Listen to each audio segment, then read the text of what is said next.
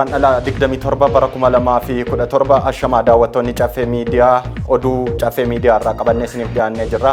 Oduu wajjin ana Caaluu Guddisaati. Oduu dursuun hangafoota oduu. Waaldaan liqii fi qusannoo caffee saakoo al duree hojiif barbaachisan xumuratee hojjechaa jiraachuu isaa ifoomse. Walarkaa fuudhinsa baallii gadaa Booranaa marsaa 72ffaa sababeeffachuun agarsiisa aadaa aanaa Areerootti gaggeeffamaa jira. Dhiyeessii midhaan nyaataa fi tajaajiloota garaagaraa dhiyeessuun kan beekamu waaldaan dargaggoota caffee hojii gamtaa waliigalaa yeroo ammaa kanas hojii isaa idilee akkumatti fufetti jiraachuu isaa beeksise. Industrii injineringii raayyaa ittisa Itoophiyaa hawaasaan industiriin haaraa uumuuf agarsiistuu ta'uu Itaamaajoor Shuumiin waliigala humna waraana Itoophiyaa Fiild Maarshaal Biraanuu Juulaa ibsaniiru. Ameerikaan waljijjiirraa odeeffannoo nageenyaa Yuukireen waliin qabdu addaan kutuu ishii beeksiste.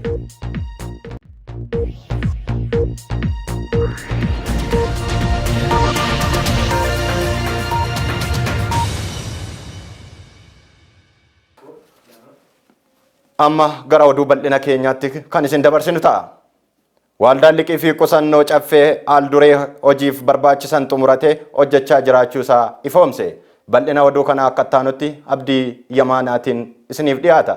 Waldaan dargaggoota caffee hojii gamtaa waliigalaa waggoottan arfan darbaniif hojiilee bal'aa ka hojjete yoo ta'u, isaan keessaa hawaasaaf gatii madaalawaan midhaan nyaataa dhiyeessuu, tajaajila kaaffeef reestooraantii, mana barumsaa akkasumas Eekoo Riizoortiif kanneen biroo hojjechaa akka turee fi bara 2017 keessatti ammoo waldaa qusannaaf liqii hundeessuun miseensota galmeessaa jiraachuu obbo Sanyii Iddashuu ibsaniitii jiru.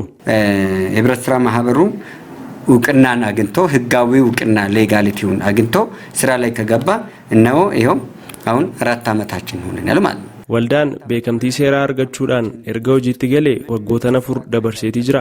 Waggoota 4 darban keessatti ammoo hojii gurguddaa hojjechuudhaanis adda durummaan badhaasaalee adda addaa argachaa turreetii jira. Waldaan dargaggoota caffee hojii gamtaa waliigalaas gama faayinaansiitiin jabeessuu fi kaayyoo keenya ganamaa galmaan ga'uuf waldaan qusannaaf liqii hundeessuun miseensota galmeessuu irratti argamna. Miseensotni waldaa dargaggoota caffee hojii gamtaa waliigalaa keessa jiran miseensa waldaa liqiif qusannoo ta'uuf akka haaraatti galmaa'u miseensummaa waldaa dargaggoota caffee hojii gamtaa waliigalaatiin gara miseensummaa waldaa qusannoof liqii caffeetti itti fufuu danda'u gaaffii jedhuuf obbo Sanyiin akkasiin ibsu. caffee qoxxoobaና ብድሩ የጨፌ ወጣቶች ሁለገብ ህብረት ስራ ማህበሩ አምፕሬላ ቢሆንም በአዲስ መልክ ነው የሚመዘገበው. Waldaan qusannoof liqii caffee damee hojii waldaa dargaggoota caffee hojii gamtaa waliigalaa ta'us waldaa qusannaaf liqii caffeetiif akka haaraatti miseensummaa guutuun liqaa argachuu danda'u. በዛ ልክ ነው የምናስቆጥበው ማለት ነው. Gama qusannoo walqabatee qusannoon gosni lama akka jiru ka ibsa yoo ta'u, kunis miseensonni waldaa dargaggoota caffee hojii gamtaa waliigalaa qusannoo mana jireenyaa qofa kan barbaadu yoo ta'e akkaataa haal duree isarraa barbaachisuun qusachuu kan danda'u ta'us ibsaniitii jiru. የቢዝነስ ቆጠባ አለ፣ የመኖሪያ ቤቱ ቆጠባ አለ።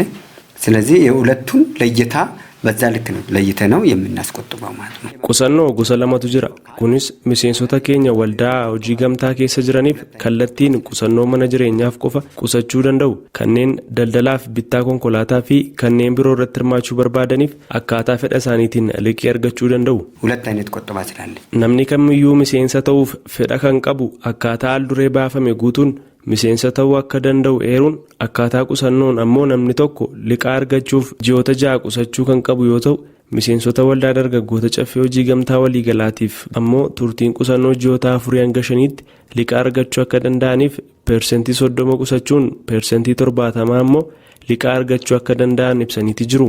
የአቆጣጠብና የአበዳደር ሁኔታ ለ6 ወር መቆጠብ አለበት አንድ ሰው። akkaataa qusannaaf liqaa argachuu irratti namni tokko liqaa argachuuf ji'oottan 6 qusachuu kan qabuu fi miseensota waldaa dargaggoota caffee hojii gamtaa waliigalaatiif ammoo ji'oota 4 hanga 5tti qusachuun liqaa argachuu danda'u. Namni tokko persentii 30 qusachuun persentii 70 ammoo liqaa argachuun hojiitti seenuu danda'u. 30% ማለት 30 ሺህ ብር ከቆጠብሽ 70 ሺህ ብር ትበደራለሽ ማለት ነው. Waldaa qusannaaf liqii caffee irraa liqaa argachuuf gama kolaateraala dhiyeessuutiin akkas jechuun ibsu obbo Sanyiin. ኮላትራልን በተመለከተ ስትበደሪ የምትሰሪውን ስራ ነው ኮላትራል የምናደርገው. Gama kolaateraala dhiyeessuutiin ammoo miseensi liqeeffatu kolaateraala gaafatamu kan biraan hin jiru. Hojiima hojjetu sana kolaateraala dhiyeeffachuu danda'a. Jechuunis yoo konkolaataa bitata ta'e ibsituu abbaa qabeenyaa yookaan libiree dhiyeessuu danda'a. Yoo ka daldala irratti hirmaatu ta'e ammoo eeyyama daldala isaa dhiyeessuun xumurachuu danda'a. ምን እንደምትሰሩ ተጠንቶ ያንኑ የምትሰሪውን ለኮላተራል የምንይዘው waldaan qusannoo fi liqii caffee hojii dhabdummaa hir'isuu keessatti illee gahee akka qabu ibsu. የስራ አጥነትን በጣም ይቀርፋል። ቁጠባና ብድሩ የስራ አጥነት እጅግ በጣም ይቀርፋል። waldaan qusannaa fi liqii caffee hojii dhabdummaa baay'ee hir'isa. kunis kallattii adda addaatiin fakkeenyaaf namni nu biratti qusatee liqeeffatu waan xiqqoo qusachuun guddaa liqeeffata. hojii adda addaa irratti hirmaachuudhaanis hojii dhabdummaa jalaa bahuu danda'a. akkasumas namoota of jalatti hiriirsuun ofirra darbanii illee namoota biraaf hojii uumuun ni danda'ama. gama biraatiin ammoo miseensota ogummaa qaban qacaruun carraa hojii banuun hojii dhabdummaa xiqqeessuun kan danda'amu ta'udha. ስራ ዕድል ይፈጥራል። namni miseensa ta'uuf barbaadu lakkoobsa herrega baankii hojii gamtaa oromiyaa irratti baname irratti galchuun nagahee qabachuun waamichi yeroo taasifamu qaamaan argamuun unka miseensummaa guutuu akka danda'an ibsan. አሁን መዝገባ የሚመዘገቡት ሰዎች በባንክ ይመዘገባሉ። qusannoof namoonni galmaa'uu fedhan karaa baankii galmaa'uu kan danda'an yoo ta'u qarshii galii godhamu galchuun nagahee qabachuun yeroo waamichi miseensummaa taasifamu qaamaan argamuun miseensummaa guutuu kan danda'anidha. namni tokko miseensa ta'uuf waliigalatti qarshii 17,500 kakaffalu yoo ta'u ammatti garuu qarshii 7,500 lakkoobsa herrega baankii hojii gamtaa oromiyaa 10,32,14,46,54 irratti galii gochuun nagahee kaffaltii qabatanii taa'uu qabu. በኦሮሚያ ህብረት ስራ ባንክ ላይ የሳኮ አካውንት የቅድማ አካውንት የተከፈተበት ስራ ማስኬጃ የምታስገቡበት 7,500 ብሩን የሚያስገቡበት ሁሉም አባላት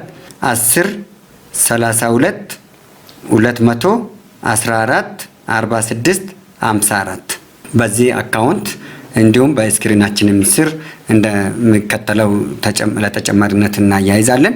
በዚህ ልክ በዚህ አካውንት ላይ ቶሎ ብላችሁ ገቢ አድርጋችሁ በፍጥነት እንድትመዘገቡ Walarkaa fuudhinsa baallii gadaa Booranaa marsaa 72ffaa sababeeffachuun agarsiisni aadaa aanaa Arreereetti gaggeeffamee jira. Bal'inni oduu kanaa akka taanutti qindaa'eera. Jala bultii sirna gadaa walarkaa fuudhinsa baallii gadaa Booranaa haaromsa booda marsaa 72ffaa kibxata darbe eegale sagantaa garaa garaatiin raawwatamaa jiraachuu himame. Abbaa gadaa Booranaa marsaa 71ffaa kan turan Kuroo Jaarsoo irraa baallii fudhachuuf abbaan gadaa Guyyoo Booruu qophiirra jiraachuu himani.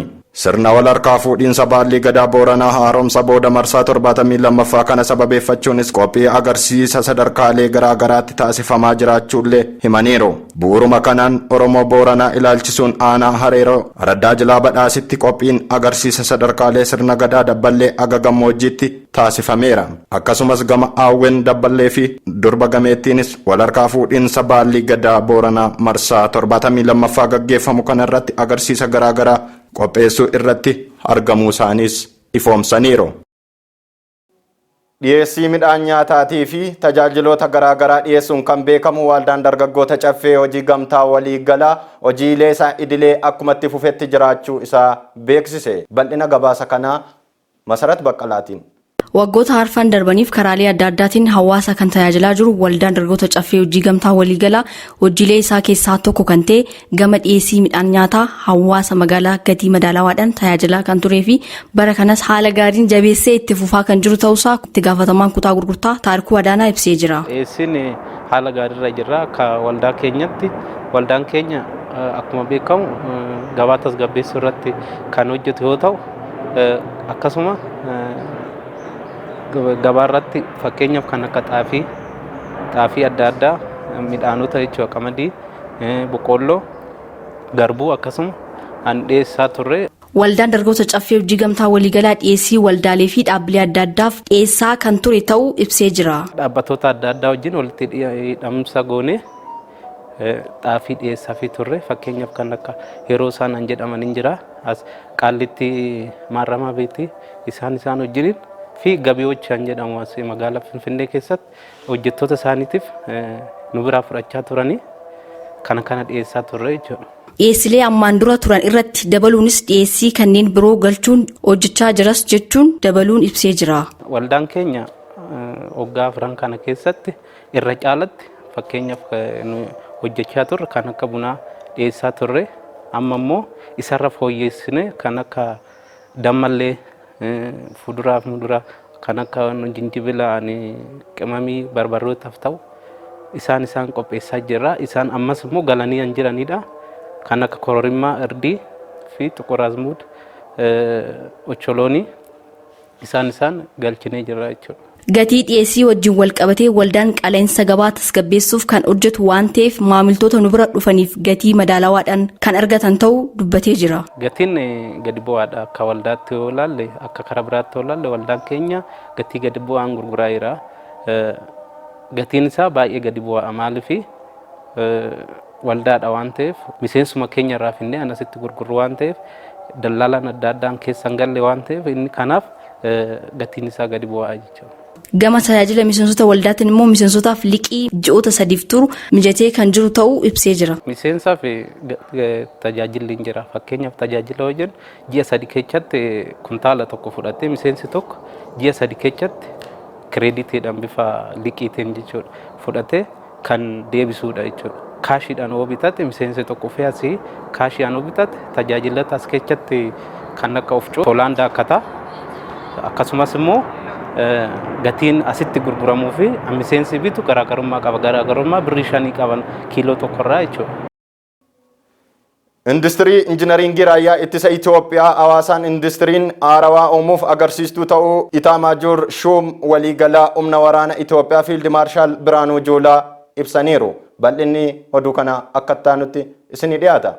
Industiriin injinariingii raayyaa ittisa Itoophiyaa hawaasaan industiriin haaraa uumamaa akka jiru agarsiistuu ta'uu Itaamaajoor waliigalaa humna waraana Itoophiyaa Fiild Maarshaal Biraanuu Juulaa himaniiru. Ministeerri muummee Dr. Abiyyi Ahmadii fi hooggantoonni olaanoo mootummaa Kooppireeshinii Industirii Injinariingii raayyaa ittisa waarshaa oomisha rasaasa Oomachoo daawwataniiru. Daawwannicha irratti Fiild Maarshaal Biraanuu Juulaan haasawaa taasisaniin hawaasa industirii haarawaa uumamuu beeksisanii kallattiiwwan gurguddoo riifoormii raayyaa ittisaa keessaa hidhannoon of danda'uun tokko ta'uu eeranii yeroo ammaa dandeettiin kun uumamaa jiraachuus ibsaniiru.